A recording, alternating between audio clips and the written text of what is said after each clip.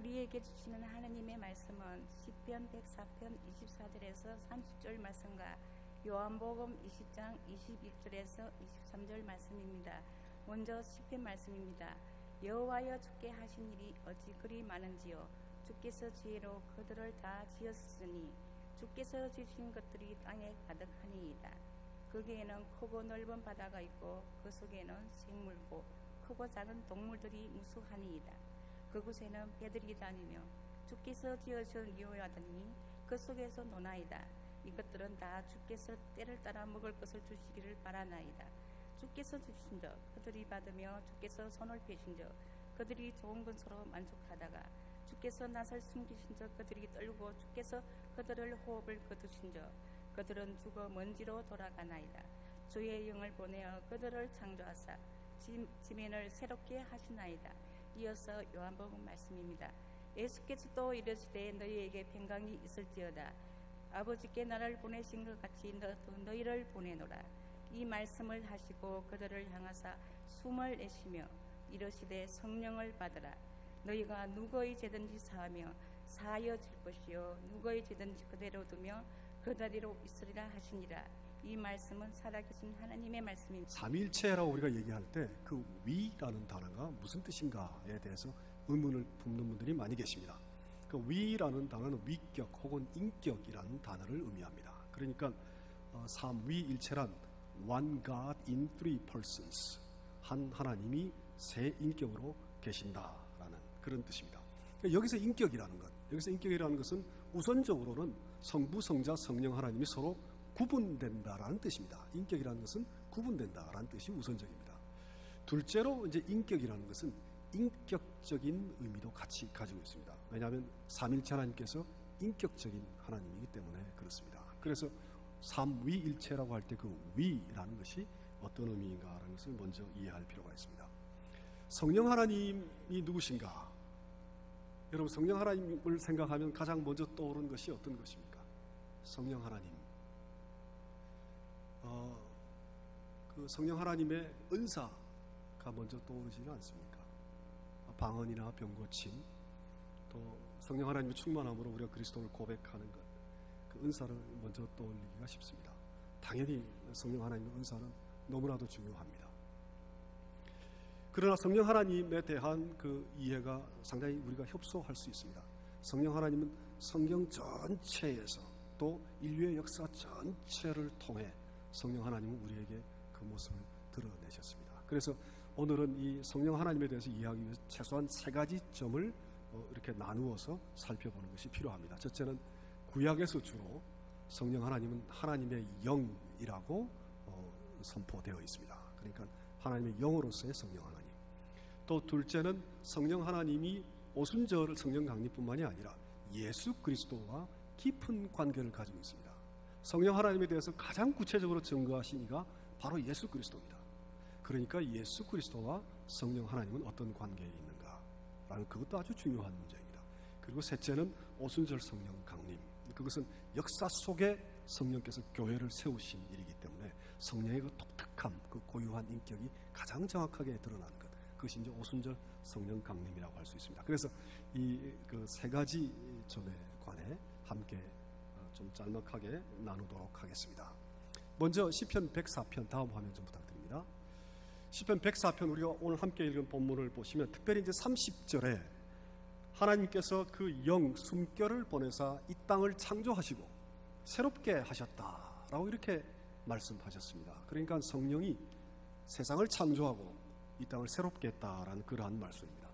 시편 104편은 여러 시편 가운데 참 아름다운 또 굉장히 독특한 시편입니다. 제가 꼭 권유를 합니다. 오늘 꼭 한번 이 시편 104편을 전체적으로 한번 꼭 살펴보십시오. 제가 요약을 해드리면 시편 104편 1절에서 9절까지는 하나님께서 빛, 물, 구름, 바람으로 자연을 다스리십니다. 그리고 9절에서 23절까지는 이 자연의 물, 식물, 나무가 나귀, 새, 가축, 사냥, 너구리, 사자 그리고 사람을 축복하며 그들이 살아가게 한다. 그런 말씀이 이어집니다.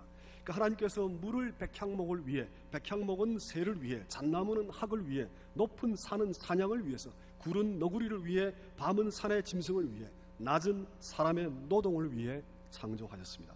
하나님 창조 세계의 그 물과 빛과 어둠 그리고 살아있는 동식물이 서로가 서로에게 의지하며 아주 조화롭게 살아간다라는 것, 어떻게 보면은 굉장히 동양적이기도 하고 또 굉장히 현대적인 그러한 그 세계와 인간 사회, 인간에 관한 모습입니다.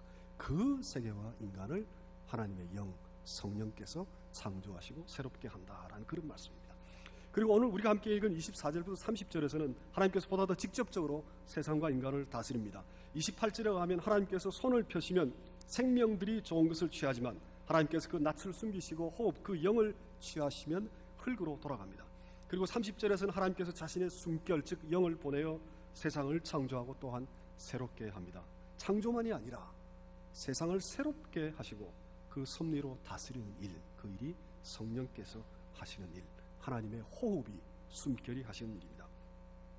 우리는 시편 104편에서 아주 중요한 두 가지 점을 발견합니다. 먼저 하나님은 자연과 동식물과 인간을 전부 다스리는 그러한 전 우주적인 하나님입니다. 그런데 이 우주를 다스리는 방식이 지배나 굴림이 아니라 조화와 도움과 그 안에 호흡처럼 같이 함께 하심입니다. 하나님은 자신의 숨결과 호흡과 자신의 영을 보낼 필요도 없이 그 뜻과 말씀과 의지만으로도 얼마든지 세상을 창조하고 세상을 새롭게 할 수도 있습니다.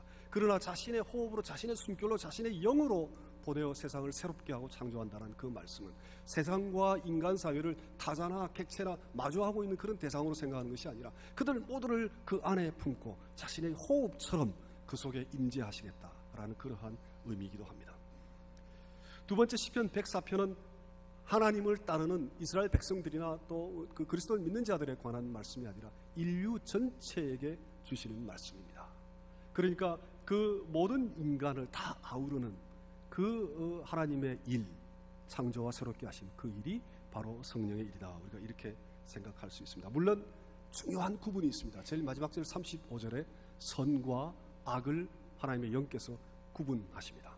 그러나 그 선과 악의 구분을 제외하고는 인간, 인류란 남자와 여자의 차별도 없고 유대인과 또 이방인들의 차별도 없고 주인과 종의 차별도 없고 가난한 자와 부유한 자의 차별도 없습니다. 하나님의 숨결은 세상 모두를 품고 있는, 차별 없이 품고 있는 하나님의 거룩한 영입니다. 세상 모든 일에 하나님의 숨결이 있습니다. 햇빛과 달빛과 별빛을 보며 하나님의 숨결을 느낄 수 있습니다. 나무와 숲 그리고 그 숲에서 쉼을 얻는 새들의 그 소리를 들으며 하나님을 우리가 숨쉴 수 있습니다. 하루 종일 수고하는 사람들의 수고와 노동 속에서도 하나님의 숨결을 우리는 호흡을 합니다. 사람들이 함께 수고하면서 만들어내는 사회, 제도, 또 사상, 문학과 철학, 의학과 과학과 기술, 또 모든 창조적 예술 활동 속에 하나님의 영이, 하나님의 숨결이 깃들어져 있습니다. 이건 성령께서 우리에게 주시는 하나님의 선물입니다. 개혁주의자 존 캘빈은 그 일반 은총이라는 것을 얘기를 했습니다. 일반 은총이란 하나님께서 오늘처럼 비를 주시고 또 햇빛을 주셔서 이 자연에게 모든 은총을 베푸시는 것, 모두에게 차별 없이 다 그 은총을 주시는 것, 그것을 이제 일반 은총이라고 우리는 이해합니다.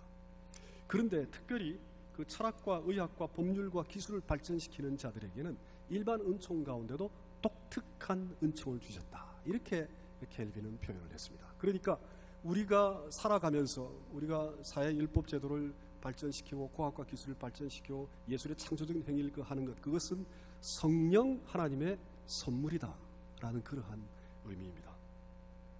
우리 갈보리 교회가 문화센터를 통해 이제 여러 가지 그 활동들을 하는데 그것은 단순히 지역 사회를 섬기는 것뿐만이 아니라 하나님의 성령을 숨쉬는 일입니다. 그래서 이러한 일에 교회가 훨씬 더 많이 열려 있었으면 좋겠습니다. 주중에는 좀 음악회도 좀 하고 그리고 좌담회도 좀 하고 그리고 여러 가지 그 예술 활동 또 그 기술을 배우는 그런 여러 가지 일들을 교회에서 같이 하는 것, 그것은 단순히 우리가 뭘 배우는 것이 아니라 성령을 호흡하는 그러한 일입니다. 그러나 이 아름다운 세상에는 악과 죄가 존재합니다. 시편 104편의 마지막 절에서 하나님은 죄인과 악인을 심판하고 멀리 하십니다. 인간은 자연과 인간 세계를 지배하고 있는 고통과 죄와 인간은 계속 싸우고 있습니다. 이 선한 싸움에 삼위일체 하나님이 함께 하십니다. 특별히 예수 그리스도께서 인간의 죄와 고통과 악과 인간의 한계를 싸우고 또 짊어지시고 또 이기셨습니다. 그래서 이제는 그리스도와 또 성령 하나님의 이 관계는 어떻게 될까를 한번 살펴보겠습니다. 다음 화면 부탁드립니다. 신약에서 성령은 그리스도의 영입니다. 사복음서 바깥에서는 주로 이제 그리스도의 영은 우리에게 구원을 주신다. 성령이 하시는 가장 중요한 일, 그것은 우리에게 구원을 주시는 일입니다. 그것은 의심할 바 없습니다. 성경이 계속 선포하는 그러한 일입니다. 그런데 오늘 본문 요한복음 20장에서는 예수께서 숨을 내쉬면서 성령을 받으라 제자들에게 이렇게 말씀하셨습니다. 그러니까 성령 하나님이 마치 그리스도로부터 나오는 것으로 그렇게 생각되기 쉽습니다. 그러니까 성령 하나님이 그리스도에게 속한 자가 아닌가, 그런 그 생각을 가지게 됩니다. 이제 과연 그런가라는 이 문제에 대해 조금 더 성경을 살펴보면서 생각해 보겠습니다. 우리가 가장 주목해야 될 것, 이 성령에 대한 이해에서 제일 중요한 것이라고 저는 늘 이제 생각하는 것이 바로 그리스도와 성령 하나님이 서로 이제 의존하고 서로 관계를 가지는, 사회적인 관계를 가지는, 이것이 이제 성령 하나님을 이해하는 데 가장 중요한 점이라고 저는 늘 생각합니다. 예를 들어서 이제 누가복음만 우리가 보더라도 오늘 슬라이드에 5구절이 있죠. 거기 보면은 예수께서 성령에 깊이 의존하셨습니다. 혹은 성령이 마치 안수를 하듯이 그리스도 위에 임해서 예수 그리스도와 여러 가지 일들을 할 수 있게 되었습니다. 그러니까 예수께서 성령께 깊이 의존하고 계시는 거죠. 천사가 마리아에게 성령이 임하면은 그 메시아 그리스도를 수태할 것이다라고 그렇게 하나님의 아들을 수태할 것이다 이렇게 이제 알렸습니다. 그리고 누가복음 3장 22절에 예수께서 세례를 받을 때 비둘기 같이 육적인 형태로 성령께서 그 위에 임했습니다. 그러니까 그리스도를 임파워했다라는 거죠. 성령께서 그리스도 위에 임하셨습니다. 안수를 하셨습니다. 누가복음 4장 1절에서는 예수께서 또한 시험을 받았을 때 성령의 충만함을 입어서 그 사탄의 시험을 극복할 수 있었습니다. 그러니까 예수께서 성령께 깊이 의존하고 계셨습니다. 또 4장 18절에서 누가복음 4장 18절이 성경 복음서 본문 가운데 가장 중요한 본문 가운데 하나입니다. 왜냐하면 그리스도의 사역을 예수께서 그 요약하셨기 때문에 그렇습니다. 눌린 자 가난한 자를 해방할 것이다 라는 그리스도의 해방의 복음이 누가복음 4장 18절, 물론 이사야 61장 1절을 이용해서 선포되어 있습니다. 그런데 그 말씀 가운데 성령께서 내게 임하면 내가 해방의 역사를 이룰 것이다, 그런 말씀을 하십니다. 그러니까 그리스도의 그 사역을 한마디로 요약할 때 성령께서 임하시면 내가 이 일을 할 것이다, 그렇게 말씀하시고 계십니다. 또 우리가 지난주에 살펴보았다시피 누가복음에서 성령으로 기뻐한다라고 할 때 성령께 깊이 또 의존하셨습니다. 그래서 다음 슬라이드 좀 보여주십시오.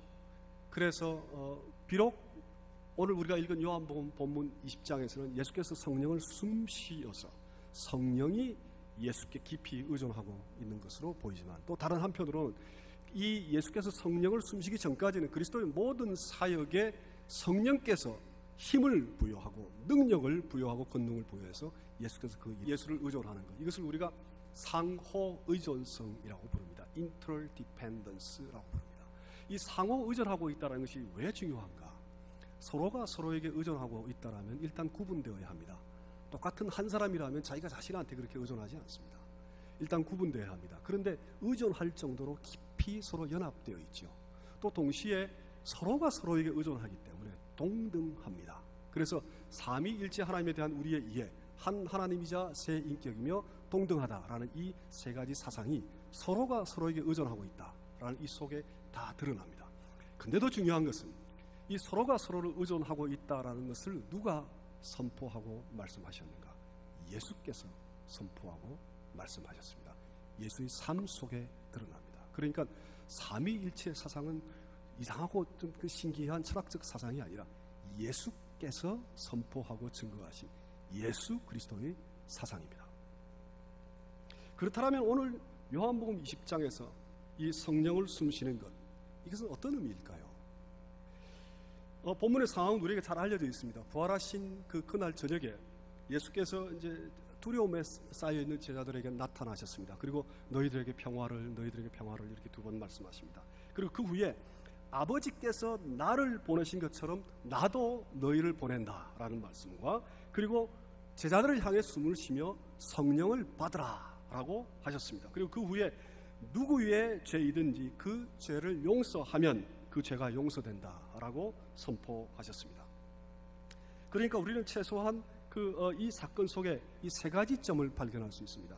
그 보내심, 성령, 그리고 죄의 용서, 이 세 가지 그 중요한 점을 우리가 발견할 수 있습니다. 이 말씀은, 이 사건은 성령께서 오순절에 아주 그 폭발적으로 우리에게 임하셨을 때 그 오순절 성령 강림 사건을 설명하고 있는 것으로 보입니다. 그 사건에 앞서서 그 사건의 의미를 예수께서 설명하시고 있는 것으로 보입니다. 그런데 오순절 성령 강림에 관해서는 예수께서 이미 요한복음 14장에서부터 16장까지 상당히 길게 아주 여러 가지 측면에서 설명하셨습니다. 보혜사 성령에 관해서. 그래서 또 다른 보혜사 성령을 너에게 보내주리라 고도 말씀하셨고, 내가 지금 가지만 다시 오리라 라는 말씀을 요한복음 14장 18절에서 말씀하셨습니다. 그러니까 보혜사 성령, 즉 오순절에 강림하시는 그 보혜사 성령이란 그리스도와 또 다른 보혜사다라는 말씀도 되고, 또 내가 가지만 보혜사 성령으로 너에게 다시 오겠다라는 말씀은 보혜사 성령과 나는 하나다, 이제 그런 말씀도 됩니다. 그런 점에서 오늘 이 요한복음 20장은 아주 중요한 그런 말씀입니다. 한편으로는 예수께서 성령을 숨쉬었다라는 것은 보혜사 성령이 그리스도로부터 우리에게 온다라는, 즉 그리스도와 성령과의 그 깊은 관계, 하나로 연합되어 있는 그 관계를 한편으로 보여줍니다. 그러니까 성육신은 역사상에서 가장 중요한 사건 가운데 하나인데, 그 성육신이 그리스도의 승천으로 종결되는 것이 아니라 그 성육신이 성령을 통해 계속 이어진다라는 것을 선포하고 있기도 합니다. 또 다른 한편으로는 예수께서 성령을 숨쉬면서 하신 말씀이 너희들을 세상으로 보낸다, 그리고 죄를 용서할 것이다 라는 이 두 가지를 말씀하셨습니다. 이 두 가지는 교회가 하는 일의 가장 중요한 핵심적인 일입니다. 그러니까 성령이 오순절 강림을 통해 오시면 교회를 세울 것이다. 즉 성령이 찾아오시는 오순절 강림은 성육신과는 연결되어 있지만 구분된다라는 그 말씀을 하신 것입니다. 교회는 이 죄의 용서와 보내심을 받은 것, 이 두 가지가 굉장히 중요한 교회의 본질입니다. 도널드 맥김이라는 신학자는 교회를 정의를 하기를, 교회란 자신의 죄를 고백해야만 가입할 수 있는 유일한 단체다, 이렇게 정의했습니다. 한번 잘 생각해 보십시오. 세상 어느 단체에 자신의 죄를 고백해야만 그 단체에 가입할 수 있는 그런 단체가 어디 있습니까? 교회만이. 그러니까 죄를 고백하고 그 죄를 용서함 받는 것, 그것은 이제 교회 내적으로 우리가 교회에 모여서 하나님의 거룩한 용서의 은총 속에 들어가는 것, 이제 그 죄의 용서라는 건 이제 시작입니다. 그 모든 다른 이어지는 그 여러 은총의 하나의 시작과 같은 것입니다. 그래서 죄의 용서란 우리가 교회 안에 모였을 때 교회를 가장 잘 드러내는 그러한 모습입니다. 또 교회는 교회를 위해 존재하지는 않습니다.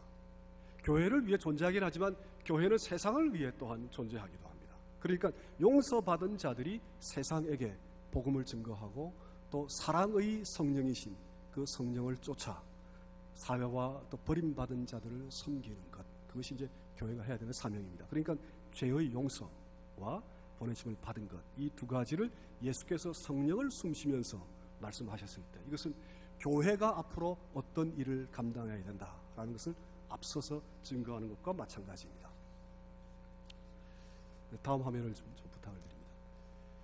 그래서 이제는 우리가 이 오순절 성령 강림에 관해서 한번 살펴보아야 합니다. 왜냐하면 예수께서 아주 열정적으로 오순절 성령 강림에 관해 말씀하셨습니다. 그러니까 요한복음 14장 16장에서는 돌아가시기 직전에 아주 길게 보혜사 성령에 관해서 설명하셨고, 그 다음 요한복음 20장에서는 이제 교회가 어떻게 세워지는가라는 문제와 연관지어서 성령의 오순절 강림을 미리 제자들에게 경험하게끔 하셨고, 그리고 이제 사도행전 1장 8절에 보면은 승천하시면서 성령이 너에게 임하면은 사마리아와 땅끝까지 나의 증인이 될 것이다, 그 말씀을 또 하십니다. 그러니까 오순절 성령 강림에 관해 예수께서는 거듭 말씀을 열정적으로 하고 계십니다. 그래서 예수께서 증거하시는 이 오순절 성령 강림이 아주 중요한, 역사상에 아주 중요한 그러한 그 일이기도 합니다. 오순절 성령 강림은 성령께서 제자들에게 충만하게 임해서 제자들이 각기 다른 언어로 다른 방언으로 말을 하기 시작한 아주 신비한 사건입니다. 그리고 그들은 새 술에 취한 것처럼 마음이 기뻐하고 입술이 즐거워하며 육체는 희망에 거하게 되었습니다. 그동안 예수가 누구실까에 대해 여러 가지 생각들이 있었지만 이제는 십자가에 달려 돌아가신 그 예수가 바로 그리스도다라는 것을 그들은 확신하게 되었습니다. 그리고 그 그리스도가 다시 살아났다라는 것을 경험하고 그리고 증거하게 되었습니다. 그들은 주위 사람들에게 이 복된 소식을 전했습니다. 사도행전 2장 37절에서 38절까지 보면 그들이 이 말을 듣고 마음에 찔려 베드로와 다른 사도들에게 물어 이르되 형제들아 우리가 어찌할꼬 하거늘 베드로가 이르되 너희가 회개하여 각각 예수 그리스도의 이름으로 세례를 받고 죄 사함을 받으라. 그리하면 성령의 선물을 받으리니. 그러니까 예수께서 숨을 내쉬면서 하신 말씀, 즉 성령과 죄 사함을 받게 되었습니다. 이로 인해 세례를 받고 예수를 믿는 자들이 그날에 3,000명에 이르렀다라고 사도행전은 기록합니다. 비로소 역사 속에 성령께서 우리 모두에게 찾아오시고 교회가 세워지게 된 것입니다. 교회가 언제 시작됐느냐에 대해서는 여러 가지 다른 견해들이 있습니다. 그러나 이제 대체적으로 우리가 동의하는 것은 바로 이 오순절 성령 강림을 통해 이 3,000명의 주를 따르는 무리가 생겨났을 때 제자들이 여러 나라의 언어를 얘기를 하고 성령에 충만하게 되고 기쁨에 아주 차게 되었을 때 두려움이 사라지고 그때를 교회가 세워진 순간이다. 교회의 시작이다. 이제 그렇게 이해합니다. 이 오순절 사건은 성령의 역사 속에서 성자와 구분되는 또 성부와 구분되는 고유한 인격으로 나타나신 사건입니다. 성령 하나님은 성부와 성자의 영이긴 하지만 예수께서 승천하신 후에 역사 속에서 교회를 세우시는 일을 주관하신 삼위 하나님 가운데 구분되는 그런 그 일과 인격을 가진 그러한 하나님입니다. 그런데 이 삼위일체 하나님이다. 그 삼일체 하나님이 그 인격을 가지고 있다라는 것, 그것은 이제 말씀드린 대로 1차적으로는 서로 구분된다라는 그런 말씀이기도 하고 또 2차적으로는 인격적이다라는 그런 말씀이기도 합니다. 이 인격적이다라는 말은 우리 한국어의 그 사용 가운데는 인격이 참 고매하다, 고상하다 이제 그런 뜻으로 많이 사용하기도 합니다. 그런데 삼위 하나님이 인격적이다는 말은 그런 말은 아닙니다. 인간의 인격에 관해서 사실은 동양에서는 오랫동안 연구를 해왔습니다. 예를 들어서 공자는 논어에서 자기의 모든 가르침을 딱 두 단어로 요약을 했습니다. 충서라는 단위로 요약했습니다. 충이라는 것은 자신의 마음이 한가운데 있다, 즉 스스로에게 스스로를 배반하지 않는다라는 그런 자신을 컬티베이트하는 의미이고, 서라는 단어는 용서할 때 서자인데 마음이 다른 것과 같다 그런 뜻입니다. 타자와의 관계성을 얘기합니다. 그러니까 인격이라는 것은 두 가지 면을 가지는데 스스로에게 충실하게 있으면서 동시에 다른 사람과의 좋은 관계 속에 있는 것, 그것을 이제 인격이라고 볼 수 있습니다. 이 동양에서는 상당히 오랫동안 발달되어 온 그러한 개념입니다. 그런데 이상하게도 그 서양 철학사에서는 인격이라는 그 개념에 대해 신학자들은 주목을 했었습니다. 몇 차례. 그러나 철학자들은 주목하지 못했습니다. 서양 철학은 본질적으로 얘기해서 사실은 변화하지 않는 중요한 본질을 찾아 19세기까지 이제 관념론적인 그런 흐름을 가지기 때문에 그렇습니다. 그런데 인격은 플럭추에이트하죠. 인격은 서로 반응하고 달라지기 때문에 철학자들의 관심을 끌지 못했습니다. 그런데 19세기에 들어서 인격주의자들이 생겨났습니다. 퍼스널리스트. 그들은 인격주의, 퍼스널리즘을 세웠는데 그들의 초기 퍼스널리스트의 거의 대부분은 기독교인들이었습니다. 왜 그런가? 그들이 인격에 관해 주목한 이유는 삼위 하나님의 인격 속에 인간의 인격의 중요한 단서를 발견했기 때문에 그렇습니다. 삼위 하나님의 인격이란 서로 구분되면서도 서로 관계를 갖죠. 그래서 그 인격성이 개인주의도 극복할 수 있고 전체주의도 극복할 수 있는 제3의 길을 여는 것이죠. 그러니까 여기서 인격이라는 것은 인격이 고상하다 그런 의미가 아니고 인격적이다라는 그 단어는 서로가 살아있는 주체로서 다른 사람과 서로 반응하는 살아있는 관계를 가진다라는 그런 뜻입니다.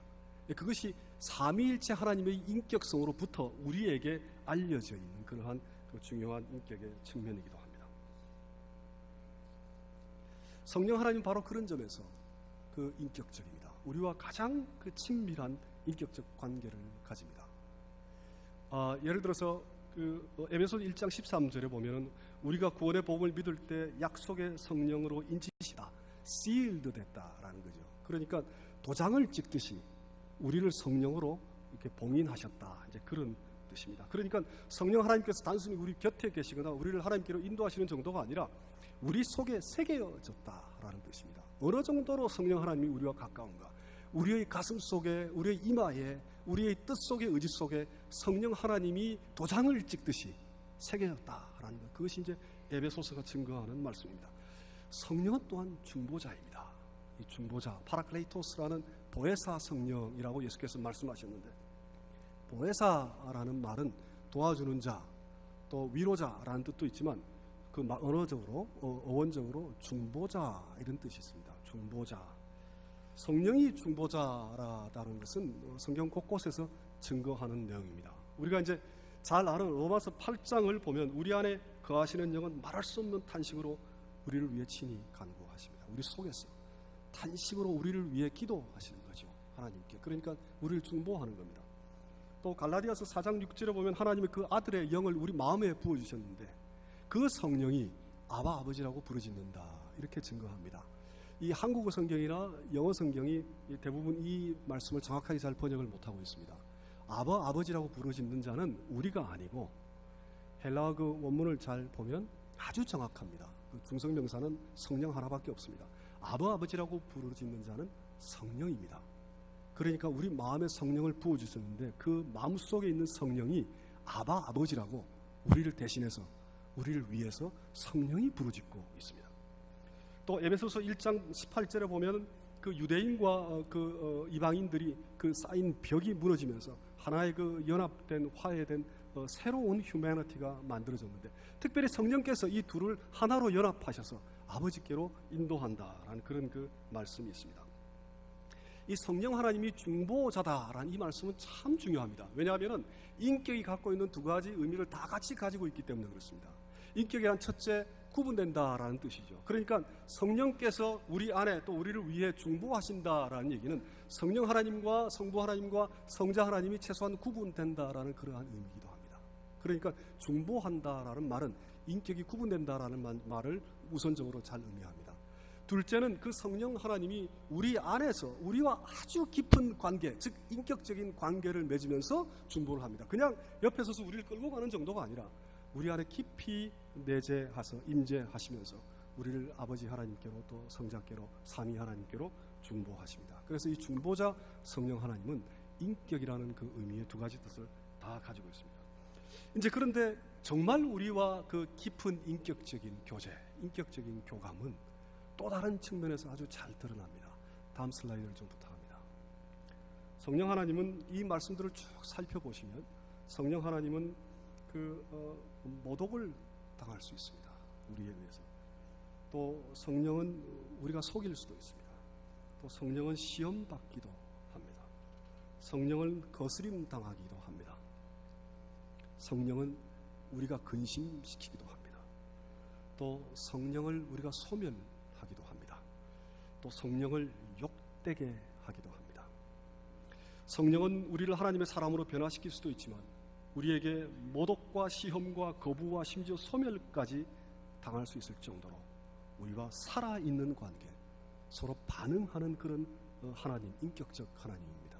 이것은 성령이 우리에게 당할 수 있을 정도로 약하다라는 그런 의미라기보단 구원이 하나님의 창조와 그리스도의 그 삶과 죽음과 부활을 통해 구원이 훨씬 더 객관적으로 우주적으로 드러났다라면 그 구원에 이루신 삼위 하나님이 우리 속에서 실제로 받아들여지고 실제로 거스름 당하지 아니하고 실제로 믿음으로 고백되어져야 한다는 그 구원의 최종적인 단계가 바로 성령의 역사다라는 그러한 그 의미입니다. 그러니까 다시 말하면 우리의 믿음과 우리의 성화의 삶은 성령께서 함께 하시는 삶인데 그것은 우리가 때로는 이렇게 가변적으로 성령에 저항하는 그런 경우도 발생할 수 있다라는 그런 말씀이기도 합니다.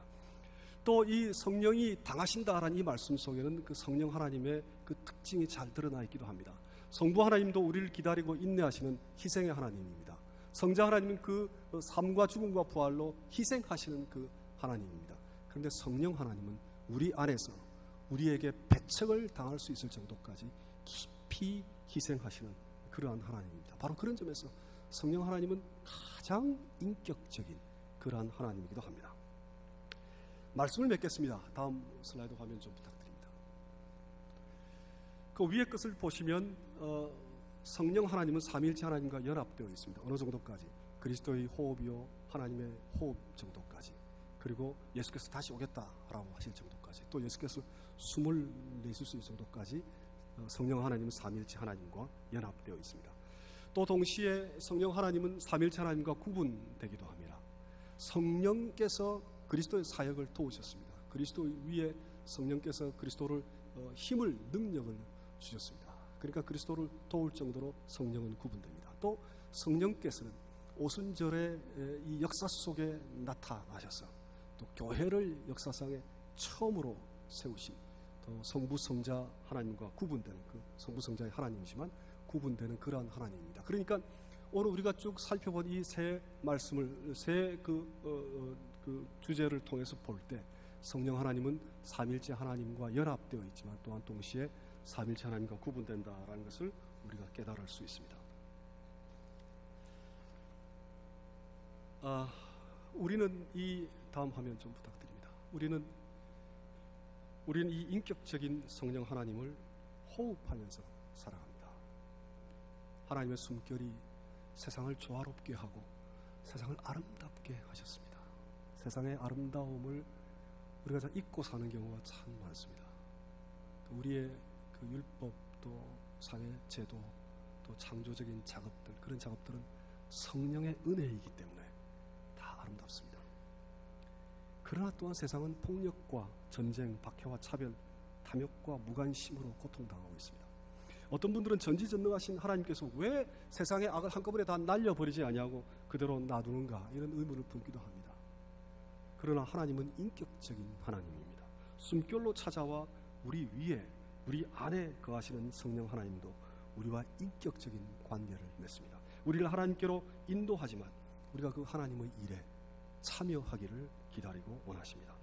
갈보리 교회에 속하신 모든 분들이 일상 속에 하나님의 숨결을 호흡하고 세상과 사회의 악과 싸우며 창조의 아름다움과 조화와 평화를 이루어갈 수 있기를 소망합니다.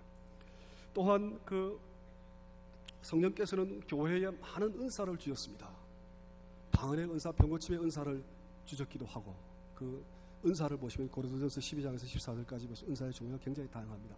지혜를 주신 것도 은사요, 가르침도 은사요, 여러 가지 은사, 믿음도 은사요. 그 가운데 가장 중요한 은사는 사랑이죠. 사랑.